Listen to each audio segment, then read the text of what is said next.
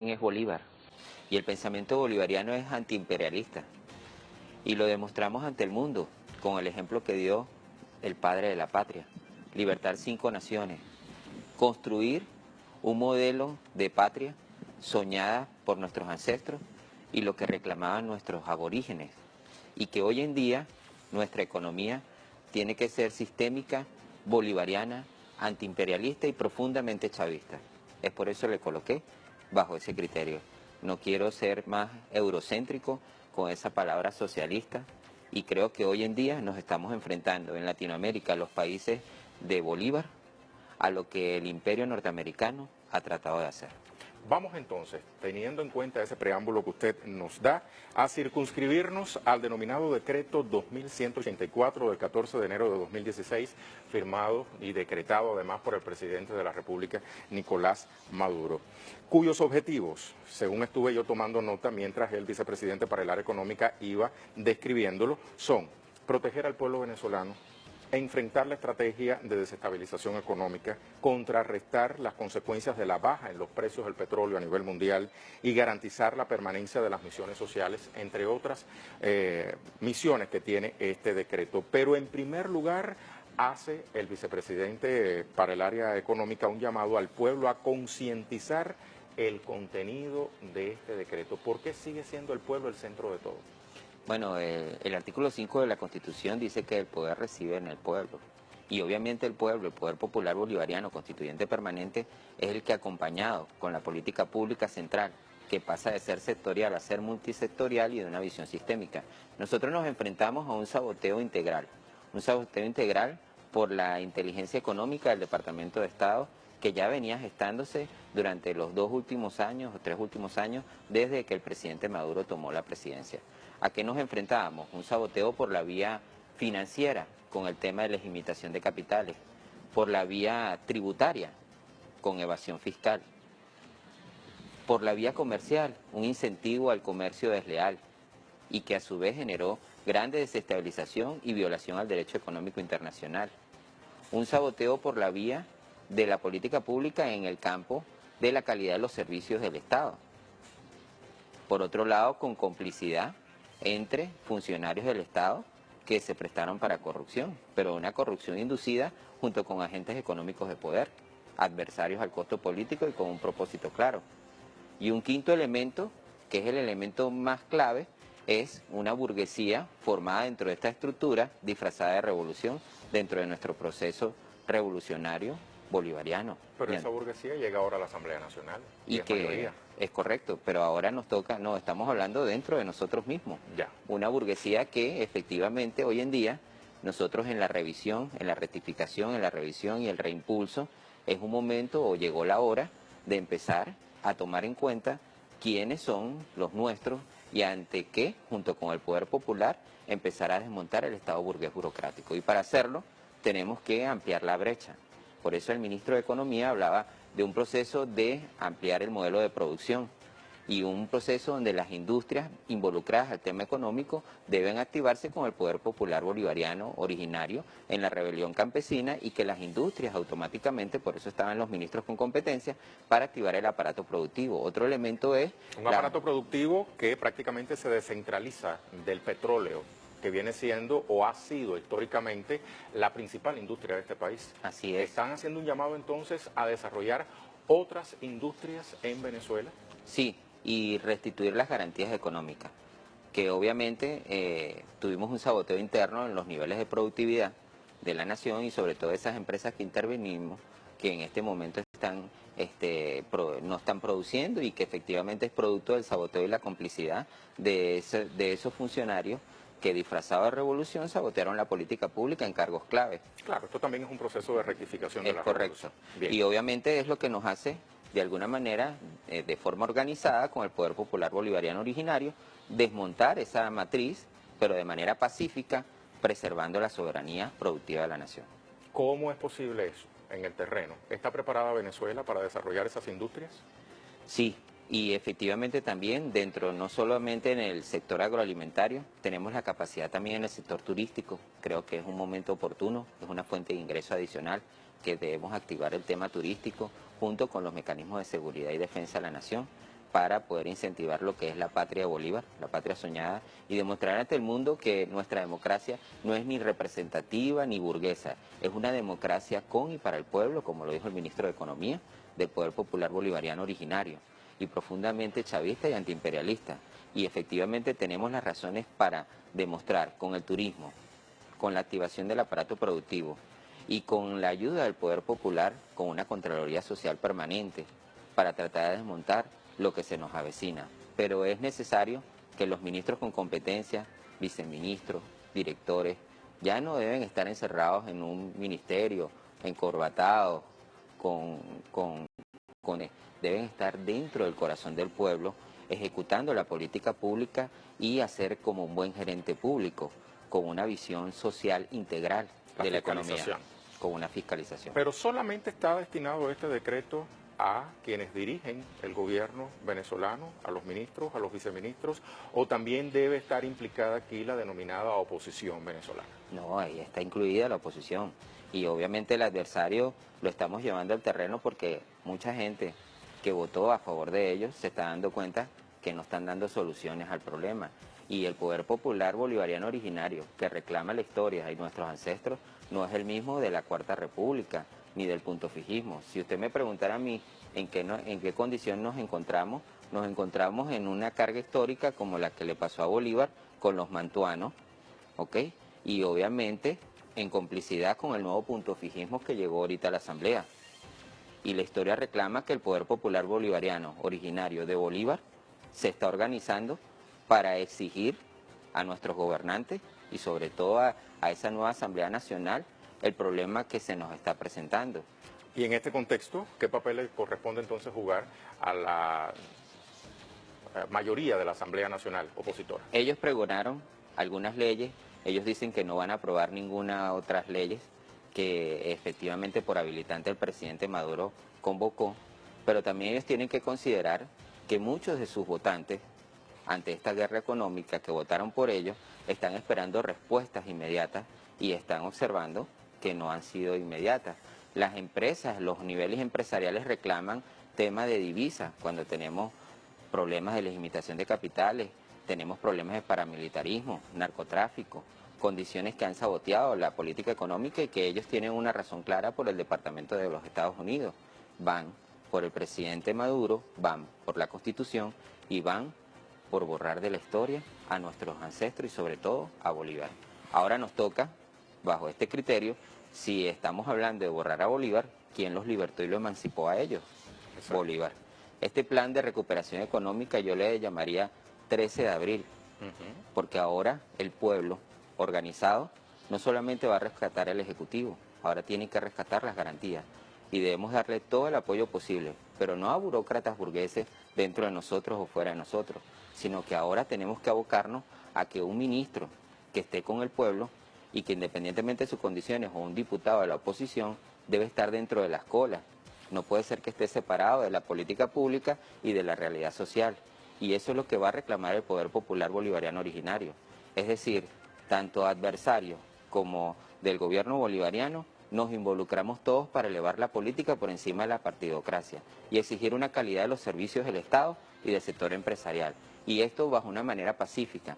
Pero si nos llevan a otra condición, Bolívar 13 de abril, creo que este plan de recuperación económica es un momento decisivo para la nación y para todos los venezolanos que somos corresponsables de esta situación. Del venezolano sencillo hasta el más elevado dentro del estrato social, porque todos nos vemos afectados en condiciones en las cuales creo que no queremos caer en lo que pasó el 27 de febrero o en condiciones de una guerra civil que tanto trata de propiciar el Departamento de los Estados Unidos. Ha sido enfático el vicepresidente para el área económica. Estas medidas están siendo dictadas, propuestas para todos los venezolanos sin distinción, algo que también en su momento decía el presidente de la República, Nicolás Maduro.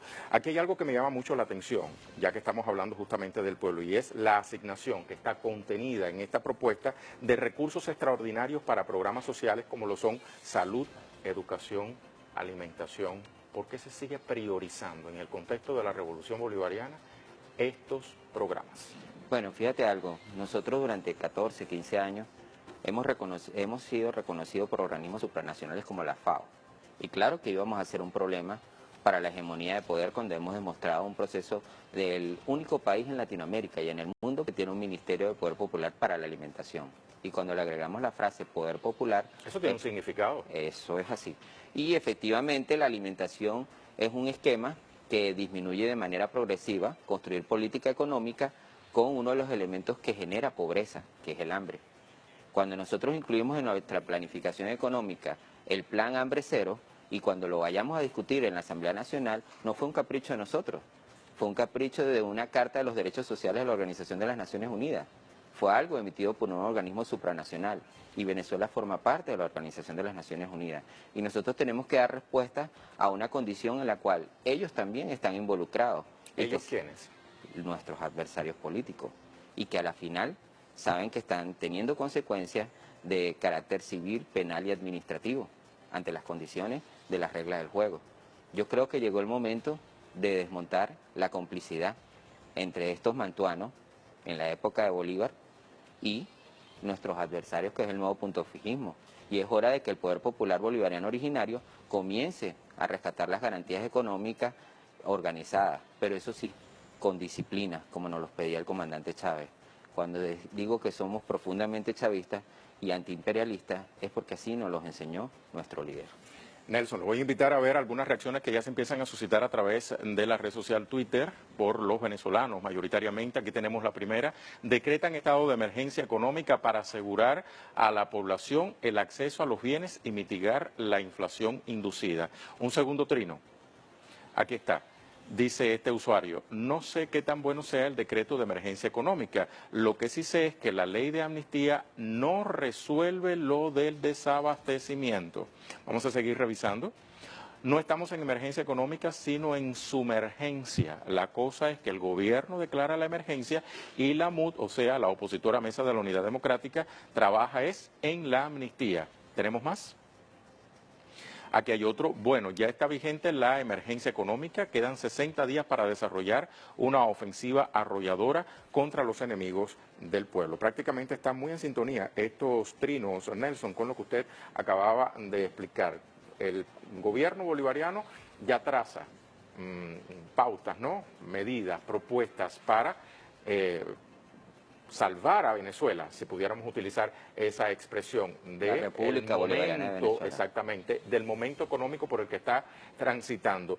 Pero los usuarios de la red social Twitter, lo que nos dice que una porción del pueblo venezolano está dudando de que la mayoritaria agrupación parlamentaria en la Asamblea Nacional se aboque a esto que está proponiendo el gobierno bolivariano. Mencionaban, por ejemplo, como la prioridad para esta mayoría del Parlamento hoy es la ley de amnistía, mientras que el gobierno bolivariano, en contraste, dice que la prioridad es, bueno, pues resolver esta emergencia económica. Por encima de todas las condiciones está la Constitución Nacional. Y este decreto de emergencia es bajo un enfoque constitucional, estrictamente está por encima de cualquier discusión de la ley. Y son atribuciones que se le da al Ejecutivo de manera constitucional para prever un estado de excepción económica total. Nosotros tenemos quizás también una guerra económica total desde el punto de vista social y político, pero más el tema político.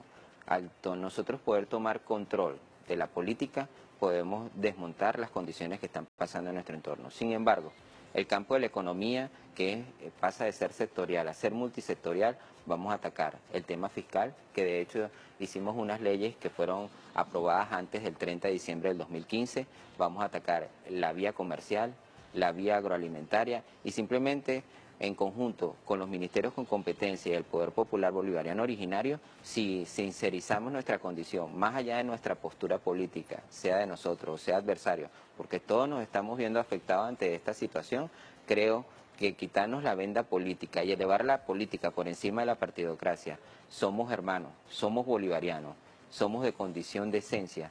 Yo creo que llegó el momento para entonces elevar la política como aquel líder portavoz de Bolívar, que fue el presidente Chávez, y ahora su legado tratar de salvar soberanía. Ahora, quienes adversan la política del Estado, quizás un llamado a reflexión. El presidente Nicolás Maduro no es el presidente Chávez con esa visión. Él mismo lo ha reconocido públicamente. Pero tenemos que de alguna manera elevarlo, enseñarlo, darle las herramientas para preservar de manera pacífica y desmontar los criterios del imperio norteamericano. Y también construir un nuevo poder popular bolivariano originario que dé respuestas en condiciones a una política pública ampliada como la que se está haciendo. Tenemos un problema con el tema del desabastecimiento programado y ahora lo estamos llevando al área financiera. Tenemos un saboteo de los agregados monetarios con el tema de la circulación de billete y moneda. Tenemos un problema también por la vía comercial con la violación al tema del principio del derecho económico internacional en los niveles de precios. Si nosotros trayéramos aquí al organismo de solución y diferencia, a la Organización Mundial de Comercio, podríamos elevar sanciones a multinacionales que están violando el principio del comercio mundial. Y efectivamente, tanto empresas del Estado como empresas privadas. Queremos sencillamente de manera pacífica desmontar todo esto, pero con el apoyo del Poder Popular Bolivariano Originario. Hay algunas propuestas. De hecho, yo formo parte de un grupo y creo que el Ejecutivo ha leído nuestro portal dentro de las hashtags, la Unión Nacional Bolivariana Siglo XXI. ¿Se siente reflejado su grupo en este decreto? Sí, pero nuestro grupo de hecho lo anunció el 30 de diciembre. Es un grupo multidisciplinario de investigación que está en todo el territorio nacional. Tuvimos el privilegio de trabajar con el comandante Chávez y otros que vienen de vieja data de lucha social. Y creemos fielmente que si tomamos la medida del abastecimiento programado, si progresivamente debemos aumentar la gasolina, pero de una manera sincerizada para poder establecer algunas fuentes de ingreso, crear impuestos a los grandes capitales y también pecharles a los bancos las irregularidades sobre el tema del detal, los puntos de venta y sobre todo las condiciones que están programadas para el saboteo y propiciar un corralito. Creo que llegó el momento de, con esta política económica y con unas condiciones, las atribuciones del Ejecutivo para prever un estado de emergencia económica total. Creo que con nosotros, cuando lo anunciamos, fuimos escuchados y el presidente Maduro así lo ha entendido, porque nosotros no representamos ninguna condición política, estamos representando nuestros ancestros, el ideal de Bolívar y lo que profundamente es la praxis emancipadora del presidente Chávez en el futuro de la patria soñada por nuestros ancestros. Entre otros aspectos, ya usted ha mencionado algunos, se encuentran contenidos en este decreto, por ejemplo, la asignación de recursos extraordinarios para programas sociales como salud, educación y alimentación, tal cual yo le decía, agilizar el tránsito de mercancías por puertos y aeropuertos, dispensar de regímenes cambiarios a empresas públicas o privadas sobre las cuales recaiga proveer productos y servicios de primera necesidad. Siempre se vuelve a esa parte, ¿no? A los productos de primera necesidad en aras de proteger al pueblo. Garantizar y estimular la inversión extranjera en el país y proteger, al sistema de misiones y grandes misiones sociales. No se aparta de esta propuesta el tema de las misiones y grandes misiones, que últimamente ha estado también formando parte del análisis, si lo pudiéramos decir de alguna manera, de la bancada de mayoría opositora en la Asamblea Nacional. Pero el gobierno sigue defendiendo, ¿no?, su principio de proteger a través de las misiones y grandes misiones al pueblo. Sí, bueno, efectivamente ahí es donde surgen dos incógnitas, pero que de alguna manera lo vamos a demostrar en 60 días y que el Poder Popular Bolivariano Originario lo va a articular de manera estratégica. Tenemos un ministro de Poder Popular de Tierra, ¿sí?, y de Agricultura y Tierra, que fue clave y estuvo cerca del comandante Chávez, un hombre estratégico. Tenemos un vicepresidente de la República que creo que en materia progresiva y en materia política fue leal al comandante y estuvo en momentos coyunturales bien interesantes, que es el presidente, por cierto, de la Comisión Central de Planificación. Es el momento de ampliar la brecha, de trabajar 24/24 en un abastecimiento programado. Ahora, lo que nos toca políticamente es llevar a nuestros adversarios al terreno, así como brillantemente lo hizo el comandante Chávez, llevarlo a la bancada de que no es un capricho de nosotros, es un capricho que nuestros ancestros reclaman y estamos cumpliendo con una política económica con inclusión social consagrada en un organismo supranacional como es la Organización de las Naciones Unidas, ante un Consejo de Seguridad de Estado que verdaderamente nuestro problema va a condiciones de seguridad y defensa económica de la nación en el campo político y social. Si nosotros logramos cumplir en esos 60 días el abastecimiento programado, desmontar la estructura de la evasión fiscal, ampliar la brecha sobre el aumento progresivo de la gasolina de manera prudente, sin perjudicar el bolsillo del venezolano, y preservar dentro de las estructuras la soberanía productiva de la nación, volver a los anaqueles y que se vean marcas de empresas del Estado que fueron intervenidas, Café América, Harina Juana, que son empresas que fueron intervenidas por el Estado, pero que algunos funcionarios disfrazados de revolución en puestos clave y el saboteo que tuvimos interno hicieron que las empresas cayeran en cifras rojas. Nuestras industrias, por ejemplo, Sidor, CBG, que creo que es un momento oportuno de ampliar la brecha de estimular 24 por 24. Mira, dentro de las estructuras del gabinete ministerial, yo recuerdo que en formación hay dos personas, uno que es gobernador ahorita en Táchira, que estamos hablando de Bielma Mora, en el tema tributario. Si uno hace un ensayo, los adversarios y políticos y los del gobierno hablaban bien. O estamos hablando de este muchacho, Dante Rivas, que obviamente ha tratado de hacer simplificación y mira cómo está el Saime. Si todos nos abocamos a hacer eficiencia de política en la calle, pero también nos involucramos en el corazón del pueblo, podríamos ir desmontando progresivamente con tres factores fundamentales: planificación estratégica, autogestión comunal y tecnología de punta para la simplificación de trámites administrativos. Tres preguntas antes de finalizar nuestra entrevista. ¿Están creadas las condiciones desde el punto de vista de la infraestructura tras la nueva denominación del gobierno que hiciera días atrás el presidente de Venezuela, Nicolás Maduro? O sea, a través de los ministerios, ¿considera usted que están ya creadas las condiciones para que se ponga en práctica este decreto, este conjunto de medidas, este conjunto de propuestas que se hace justamente para darle solución a todo eso que usted acaba de plantear? Eso se hace sí, solo sí, si pulverizamos la metodología de asignación de los recursos del Estado burgués burocrático. Los funcionarios dentro de los ministerios se les preserva su empleo. Servirán solamente para construir indicadores de seguimiento y evaluación. Pero llegó el momento que el Consejo Presidencial, el Presidente de la República, cree fondos estratégicos de autogestión y administración a través de fideicomisos de las composiciones ministeriales, pero dentro del Poder Popular. Se construyan economatos comunales para un abastecimiento directo sin intermediario, de productor hasta el consumidor final. Se le asignen divisas no para el tema de productos ya elaborados de importación, porque seguimos siendo una economía de puertos, pero sí para insumos industriales primarios y darle una respuesta oportuna a nuestros productores nacionales. Llegó el momento de darle un valor a nuestra producción nacional. Un hermano pueblo, por ejemplo en Latinoamérica, y que obviamente nosotros lo hemos evaluado, el caso de Bolivia. Bolivia cerró con una inflación del 5,3 a 5,6% aproximadamente, y es un país que logró en su soberanía productiva darle valor a la producción nacional. Sacó a empresas multinacionales que seguían saboteando su política comercial como McDonald's y Coca-Cola. Yo creo que esa cultura sobre nuestra producción nacional llegó el momento que nosotros como venezolanos, independientemente de nuestra postura política, porque hablar de bolivarianismo absorbe el capitalismo y el socialismo, está por encima de las dos condiciones. Por eso se llama República Bolivariana de Venezuela. Así es. Ahora bien, pregunta número 2, de las tres que le había prometido. ¿Aceptará la directiva y la bancada opositora, que hoy es mayoría en la Asamblea Nacional, este conjunto de medidas? Sería de carácter inconstitucional no aceptarlo. Obviamente sus votantes, la gente que cree en ellos, y que obviamente ellos como lacayos del imperio norteamericano, del Departamento de Estado, el modelo sionista norteamericano y eurocéntrico, en ellos tienen un fin, y creo que te lo acabé de comentar.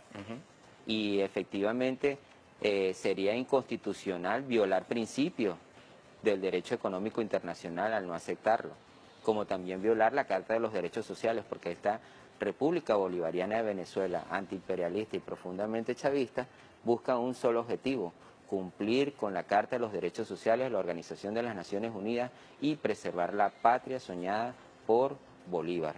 Y Bolívar, que es nuestro libertador, creo que es difícil borrarlo dentro de la sangre y la historia de los venezolanos. Cualquier adversario que valga la redundancia, no adverse en la condición política, creo que no estaría de acuerdo con las condiciones de borrar, como pasó en otras naciones cuando dolarizaron la economía o cuando sencillamente la intervinieron, que borraron toda su historia. Nelson, y una tercera y última pregunta. ¿Le recomendaría a usted el análisis, el estudio? ¿Validaría usted junto a sus estudiantes en la universidad este decreto? Sí, efectivamente creo que es un mecanismo obligatorio a nivel de pre y posgrado. De hecho, inclusive coloco el ejemplo de Bolivia. Y Bolivia es un pueblo libertado por nuestro libertador Simón Bolívar. Y más allá de nuestras condiciones, creo que es un ejemplo de nuestra economía aborigen, originaria, bolivariana y antiimperialista. Y si ellos han logrado sostener el control, mantener la patria, como también el profesor y amigo del presidente Chávez, y que de alguna manera también formó parte de mi formación académica, Rafael Correa, y entre esos otros que hemos luchado por un proceso de una economía emergente, antiimperialista, sin condiciones, creo que es un ejemplo a seguir para poder avanzar en esa economía soberana, productiva y antiimperialista. Nelson, muchísimas gracias por sus reflexiones para este espacio de Telesur. Gracias a nuestros anunciantes y a nuestros oyentes también. Bueno, Nelson Ford, economista bolivariano, que ha tenido bien acompañarnos durante estos minutos en los estudios centrales de Telesur Caracas. Y circulan en redes diversos artículos que nos ayudan a entender la situación económica de Venezuela y las medidas tomadas por el gobierno para solventar este momento. Por ejemplo, el Centro Estratégico Latinoamericano de Geopolítica publica un artículo del profesor Alfredo Serrano que se titula de la siguiente manera: Frente a la emergencia económica en Venezuela. En él se explica, entre otros aspectos, por qué el chavismo no le sirven las medidas neoliberales que en momentos de crisis adoptaron los gobiernos puntofijistas, como decía nuestro invitado, en Venezuela, o sea, durante la llamada Cuarta República. Indica además que la revolución productiva necesaria en Venezuela exige ponerse